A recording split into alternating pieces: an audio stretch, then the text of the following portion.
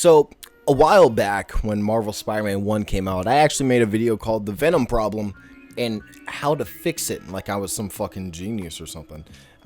It was a really decent video, I'm not gonna lie. It had some decent theories in there, but most of them are wrong.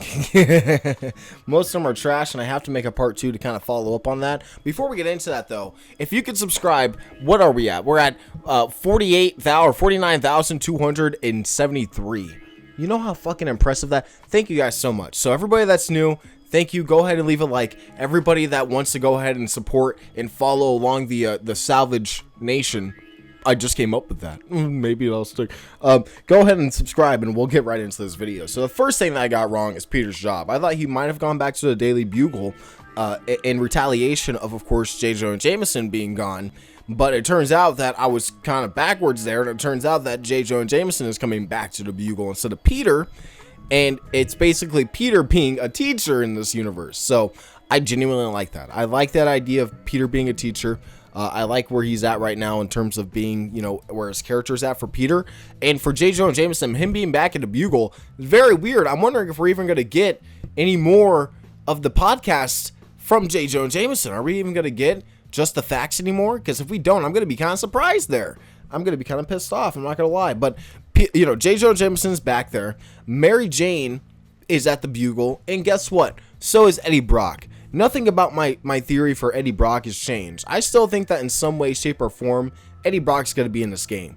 If he's at the Bugle, if Mary Jane's at the Bugle, they're going to make a big deal about J. Jonah Jameson coming back at the Bugle. I think that has something to do with, of course, Eddie in some way, shape, or form. Here's another thing, too, that I'll kind of get into right now.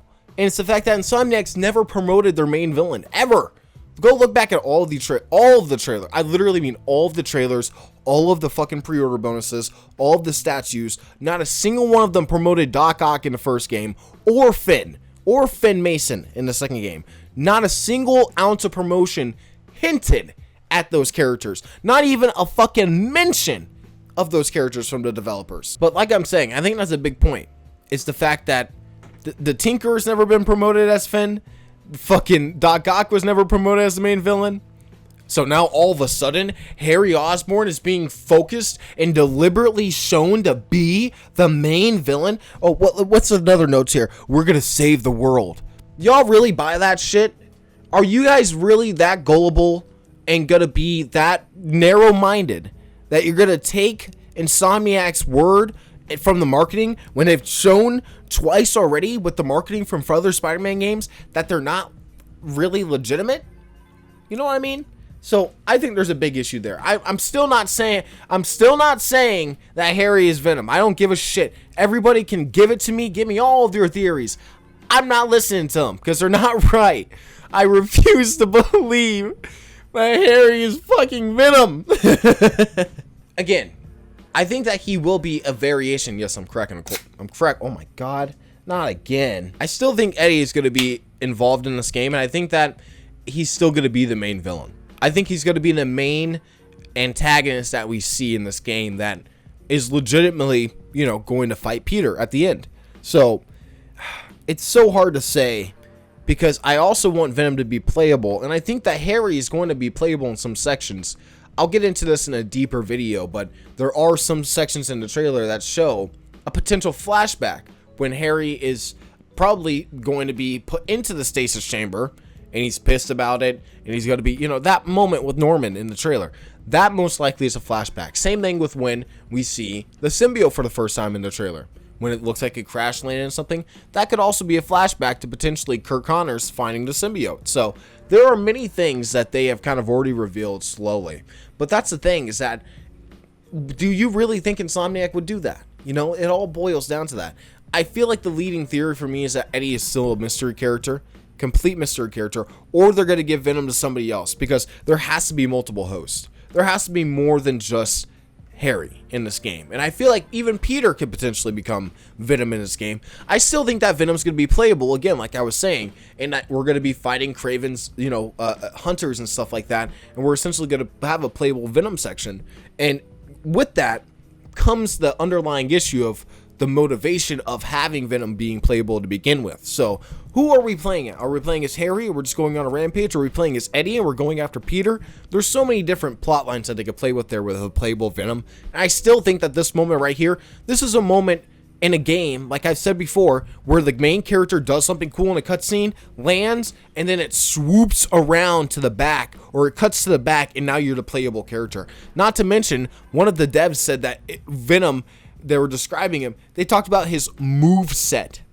Come on now. We only hear about move sets when the character is playable. So I genuinely think that it's going to happen here, all right? I feel like this is going to happen sometime very soon. Otherwise, it's going to be a very, very missed opportunity from Insomniac. What I think might happen to Harry, though, is that he might have a run-in with Mr. Negative, and they give Harry the anti-Venom type of plot line instead of Eddie in this universe. So have Eddie be the main Venom, who's hell-bent on destroying Spider-Man and Peter, and then have Venom or anti-Venom be Harry. And Harry is kind of still trying to deal with, you know, Peter sort of betraying him and taking the symbiote for that long. But then that could also boil down to him having a redemption arc as well. And there could be 2 Venoms, 2 symbiotes. And that could kind of also branch off to explaining why there's so many different symbiotes within this universe. I feel like that would be a really, really good take. And having anti-Venom in the game with Mr. Lee being present, I feel like that is a possibility. I feel like they're going to do that down the road for this game somewhere in the plot, because why not? You know, you already have that all there. It's all set up. Harry's dying. The only way to really save him is, I personally think, Mr. Negative. And if Mr. Negative saves Harry, what if Mr. Negative just becomes this Jesus figure? No way. That's why they made him look like that. No way. He's going to be the Chinese Jesus. Oh my God. I feel like that could be a good way to kind of redeem Martin Lee, redeem Mr. Negative in general, kind of give him something to do in this game. That's a very major plot line, which is saving Harry. So that could potentially happen. I feel like that would be a really cool way to do it. But if they stick with, again, my main thing is if they stick with Harry, okay, that's fine. Stick with Harry. I think that that could be a really good choice. Personally, now that I'm seeing the vision that they did in that trailer, if they really do it in the way that I'm thinking they're doing it, where they start off with Venom, or I'm sorry, they start off with Harry. Harry wants to be very close to Peter. He wants to save the world. And then maybe Venom attacks. Peter has to stop him and then gains the symbiote. And now Harry's dying because Peter has that symbiote. And now Harry just hates Spider-Man just because he has the symbiote. And he knows he has the symbiote because he took it from him.